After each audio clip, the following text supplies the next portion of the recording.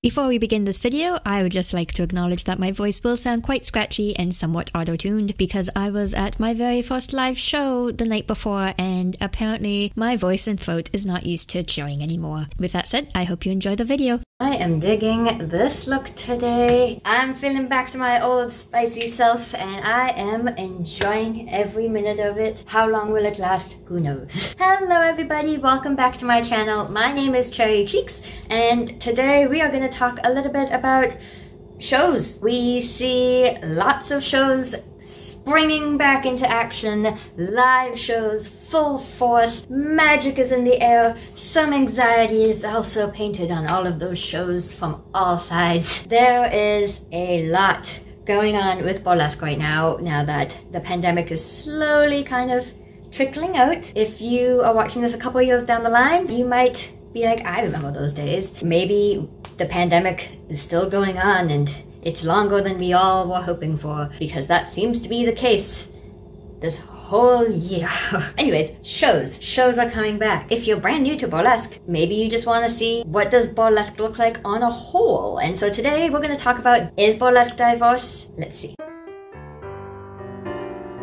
There's always going to be two sides to every community. Burlesque, like real life, is a magnifying glass and it is a concentration of all of those real things that we see in real life, just magnified, because it's like a cylinder or a vacuum of people with these passionate political thoughts and these passionate forms of expression, and they just want to see art and creativity on stage, and some people want to see those conversations happening on stage. So to start off, why is burlesque diverse? We have so many diverse people in burlesque. Our audiences, our people on stage who are performing, our producers, our photographers, our other industry professionals that we work with.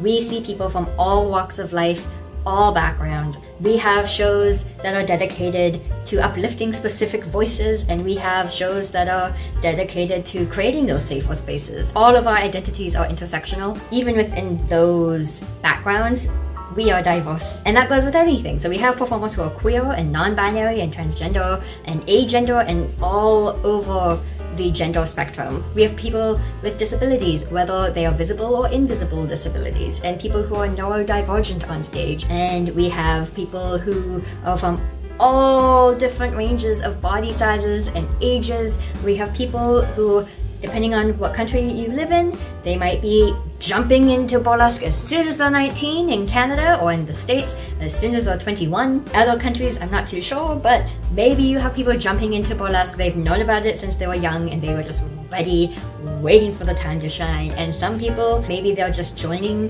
for the first time, or maybe they've been doing it for decades and they're in their 50s or their 60s or their 70s, and it's so beautiful to see that burlesque crosses generations, and every single generation in burlesque is so unique and everyone has their own perspective to bring to burlesque. Burlesque is one of those things, again, like real life. It's just gonna change, and it's gonna change from whatever it looked like in the 1920s to the 1950s, to what it looked like in the 90s and the 80s, to where it is today. And even 10 years after today, and maybe even next year, it's gonna look completely different based on the conversations that we have and who we have involved in the scenes and what people push for. And I think that's so beautiful. That is just one thing that I love about burlesque so much, is that it is transformative and it always changes. It's going to be something different for everybody, no matter who you are as a performer and how long you've been doing it and why you do it. It's going to be different for everybody. Not only do we have these diverse identities, but we also have so many diverse opinions and perspectives and approaches to burlesque, which is what makes it good. It's gonna show in your stages, and it's gonna show in our productions, and as an audience member, seeing that diversity on stage is so impactful. Seeing someone who looks like you that you might not be used to seeing in the media or in other performance spaces, it can be really impactful. And if you are somebody who has had to go through that, who has had to go through, do I belong on stage? I've always wanted to do burlesque, but I don't think I belong. That's not true. And if you are from a community, because a lot of communities are very small, and so maybe you just don't see that in your own local scene, maybe you're going to be the change. Maybe you'll be that very first person to create that space for more people who look like you or who have similar stories to you, who might be going through similar ideologies or beliefs and questioning if they belong on stage. No matter what your background, no matter your experiences, everybody belongs on stage. And that's what's so beautiful about burlesque. You really question the definition of what is art and what is good art, because there's so many interpretations of burlesque and performing arts that you can't even put a label on what's good and what's not good. You can only put a label on what inspires you personally. Not only do you see all these different people on stage, you get to see all these different levels, and you see so much mentorship in the community. Legends, burlesque performers, producers, you see them creating this space and you see them having these conversations, and even being like, when I was studying burlesque, now it's changed vastly. I've said this before, that burlesque is so much more than what you do on stage. It is about how you carry yourself backstage, how you carry yourself in the audience, how you carry yourself in the real world. And because of that, we have so many voices that are political and advocates and activists and allies in the real world who are bringing that into burlesque and creating more equity and safety in our spaces. I hold on to that. Burlesque is one of those things that you might have to look for it, you might have to look for that diversity, and you might have to look for those voices, and you might have to maybe be the first voice of your own local scene to jump and to start that, to have more people of color on stage, or to inspire more people with disabilities to go on stage, or anything that you wish you could see in burlesque that you don't see. Still do the thing. Do burlesque. Regardless, you belong on stage. So is burlesque diverse? Heck yes. Absolutely, the people that you see on stage, but even the talent and what you see. I love seeing the diversity and how people interpret it. There's just so much about burlesque that I think is fantastic.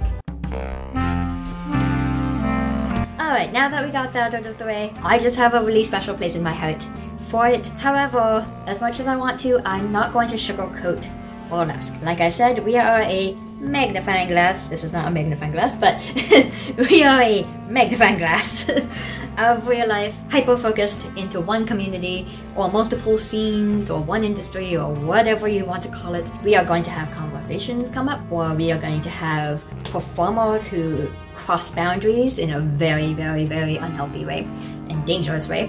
And we are going to have producers who obviously are racist, or who obviously discriminate, or who obviously put things on stage that don't belong. And we are going to have performers who do appropriate other cultures or other communities, and you're gonna have all of this. You're going to have chaos at times. So is burlesque diverse? Heck yes. However, you might not see it. Burlesque is not diverse in the way that there are producers who are going to hire the same cast or the same looking cast every single time. The amount of all white shows I've seen, or all able-bodied shows I've seen, or all people who are thin, you're gonna see that.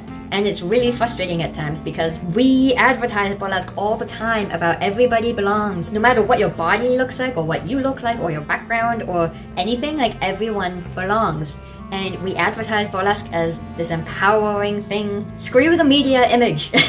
We don't want to listen to the media. We still see producers who still hire the same looking people, or the same 5 performers that they might work with. Being diverse, you have to question not who's on stage, but who's not on stage. What are we doing to make burlesque safe and different? There's also people who get tokenized. How do you make it safe without tokenizing them on stage and then treating them really bad, or not paying them the same as other performers? That happens, and I really wish burlesque performers and producers would realize that sexism is not going to be okay and tolerated. Transphobia is not going to be tolerated. Racism and prejudice and ableism and whorephobia, none of these things are burlesque. We see it, of course we see it. We see it so much. All of the dynamics, again, that you see in real life that people get frustrated by, that hold people down, and the whole reason why marginalization exists, that's going to exist in burlesque just as much, and it can hurt twice as bad, at least, when you're in a community and you're told that we're a community and we look out for each other and everybody belongs, and it's going to hurt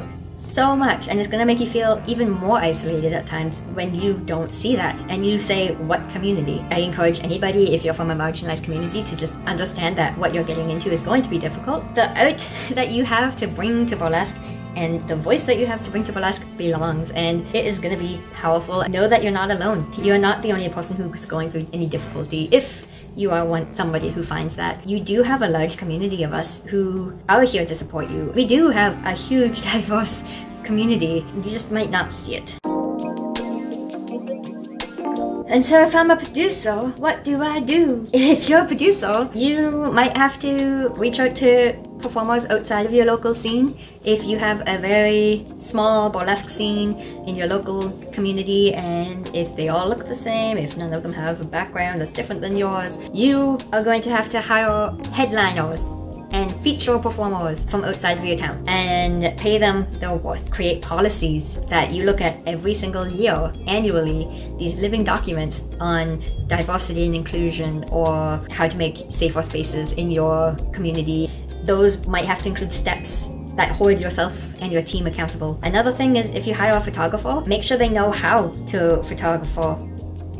Make sure they know how to photograph people of color. People of color, if they have darker skin or if they have a different shade, different lights are gonna look different for everybody, and not everyone's gonna pop. So make sure you have photographers and technicians who know how to highlight performers with darker skin, and not only know how to photograph people of color, but that actually take photos of people of color and photos of people with big bodies, because quite often those are the performers who have way less photos. Those are kind of some of the main things. If you're a producer, that you are a professional in an industry now, it's no longer a hobby, because you are paying performers and you are managing performers and you're working with other staff and professionals. It's our role to make our productions into that industry standard that we want to see across North America and across the globe, and make sure we're paying our performers properly and having equity in our shows.